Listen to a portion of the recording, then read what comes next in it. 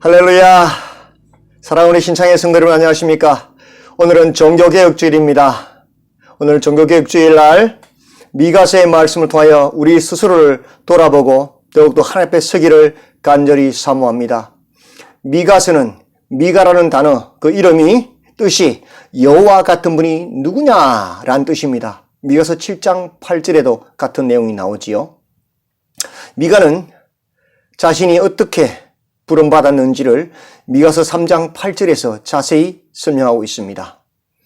많은 거짓 선자들과 거짓 지도자들이 백성들을 속이고 평화다, 평화다, 위로다, 위로다 그렇게 우리는 하나님의 보응을 받은 절대로 무너지지 않는 나라 성이다라고 외칠 때에 그는 이렇게 대답합니다. 오직 나는 여호와의 영으로 말미암아 능력과 정의와 용기로 충만해져서 야곱의 허물과 이스라엘의 죄를 그들에게 보이리라. 그런 백성들과 그런 선지자들과 지도자들 앞에서 하나님의 성령으로 충만하지 않으면 그 능력을 덧입지 않으면 공의, 정의를 외치고 용기로 충만해서 그 이스라엘 백성들의 죄를 지적할 수 없습니다. 그때도 그랬다면 오늘은 더 하겠지요. 오직 성령으로 충만해야만 하나님의 말씀을, 하나님의 바른 복음을 선포할 수 있습니다. 그래서 미가서 전체의 내용은 죄악으로 물든 그 이스라엘을 또 남쪽 유다를 하나님께서 아수르를 통하여 북이스라엘을 멸망시키시고 남쪽 유다를 황폐케 하실 것이다. 그리고 회개하지 않는 그 남쪽 유다마저도 바벨론의 침공으로 인해서 더 큰 재앙이 이스라엘에 임할 것이다. 그들이 자랑하는 성전이 불태워지고 성이 완전히 돌무더기가 되어지고 그들은 살육당하고 도륙당하고 그들은 남은 일부가 바벨론으로 잡혀갈 것이다. 예언하는 내용입니다. 여호와 같은 분이 누구냐? 우리 하나님은 공의의 하나님이십니다. 그 공의를 행하실 때에 제일 먼저 1순위가 하나님의 백성입니다. 비록 불신자들은 하나님을 알지 못해서 죄악으로 물들어가지만 하나님의 백성들은 하나님의 말씀을 알면서도 그것을 거부하고 죄를 짓기 때문에 하나님의 심판의 1번 대상이 되는 겁니다. 그래서 이스라엘이 아수르에 의해서 또 바벨론에서 그렇게 심판을 받는 것입니다. 그러나 그 하나님, 우리 하나님은 공의의 하나님이시지만 또한 사랑의 하나님이십니다. 그 진노 중에도 남은 자들, 하나님의 말씀을 따라 살려고 애쓰다 그렇게 남은 자들, 그들을 통해서 다시 하나님의 나라를 일으키신다는 약속을 하십니다. 그것이 미가서 전체의 내용입니다. 1장 3절에서 4절에서 여호와께서 강림하십니다. 지진 가운데, 불 가운데 강림하십니다.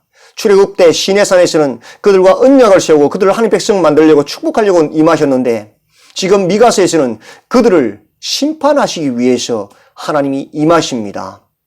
하나님이 임하심으로 산들이 녹아내리는데 원래 하나님 임하시면 하나님의 백성들은 머리에 멸관을 받고 기뻐하고 축복해야 되는데 오히려 시온은, 이스라엘은 포로로 잡혀가고 머리털이 녹아내립니다.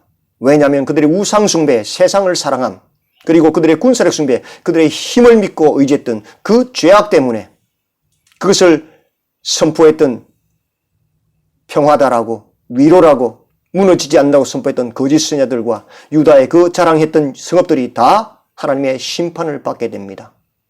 2장에서 이스라엘의 지도자들과 선지자들에 대한 죄악상을 설명합니다.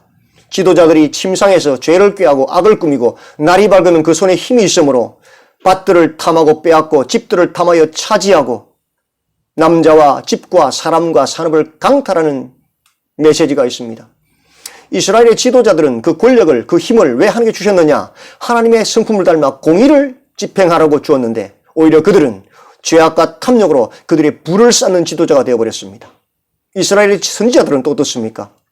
그들은 돈만 내면 하나님의 보호를 약속하는 거짓 선지자들이 되어버렸습니다. 그렇다면 그 나라는 어떻게 됩니까? 손에 힘을 가진 그 지도자들이 연약한 사람들, 가난한 자들의 밭들을 탐하여 빼앗을 때에 하나님은 공의로 그들을 심판하십니다. 그 밭들을 나누어서 패역자들, 아수르와 바벨론에게 줘버릴 것이다.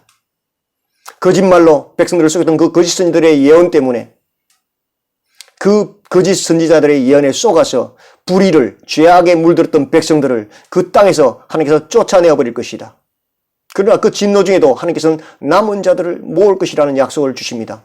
야곱아, 내가 반드시 너희 무리를 다시 모으며 내가 반드시 이스라엘 남은 자를 모으고 그들을 한 처소에 두기를 보스라의 양떼같이 하며 초장의 양떼같이 하리니 사람들이 크게 떠들 것이며 길을 여는 자가 그들 앞에서 올라가고 그들은 길을 열어 성문에 이르러서는 그리로 나갈 것이며 그들의 왕이 앞서가며 여호와께서는 선두로 가시리라. 하나님께서 그 남은 자들 앞에 양을 이끌고 가는 목자와 같이 왕이 되셔서 그들 앞서 가실 것이다. 그들을 회복시킬 것이라고 말씀합니다.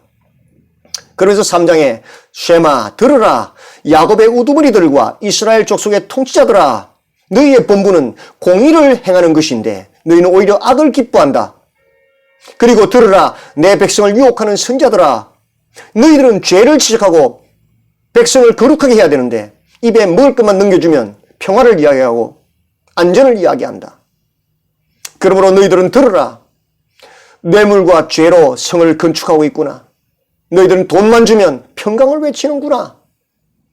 그 결론은 뭡니까? 12절이죠. 3장 12절. 이러므로 너희로 말미암아 시온은 갈아엎은 밭이 되고 예루살렘은 무더기가 되고 성전에서는 숲풀의 높은 곳이 되리라. 멸망입니다. 그러나 그 심판 중에도 4장에서 하나님은 끝내 이르러서는 여호와의 전의 산이 산들의 꼭대기에 굳게 서며 작은 산들 위에 뛰어나고 민족들이 그리로 몰려갈 것이라. 곧 많은 이방 사람들이 가며 이르기를 오라 우리가 여호와의 산에 올라가서 야곱의 하나님의 전에 이르자.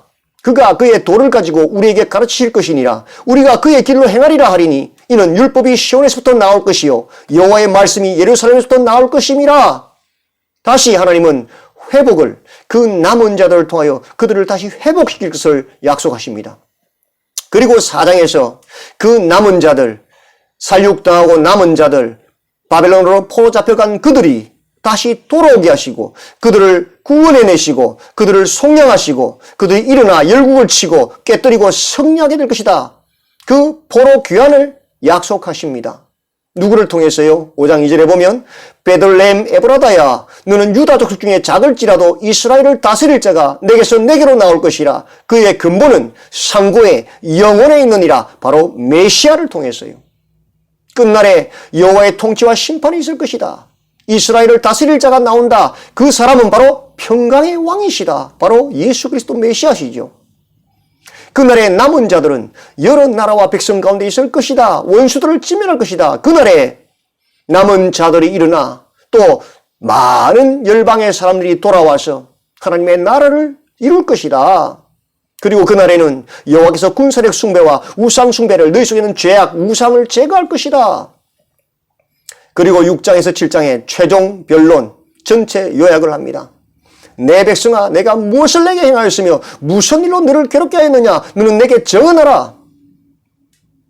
하나님께서 그들을 출애굽부터 이스라엘 이르기까지 하나님은 모세와 아론과 미리암을 세워서 또 시팀부터 길갈까지 심지어 보레 아들 발람이 저주할 때도 축복하게 하셔서 그들에게 공의롭게 행한 것을 그들은 알아야 합니다.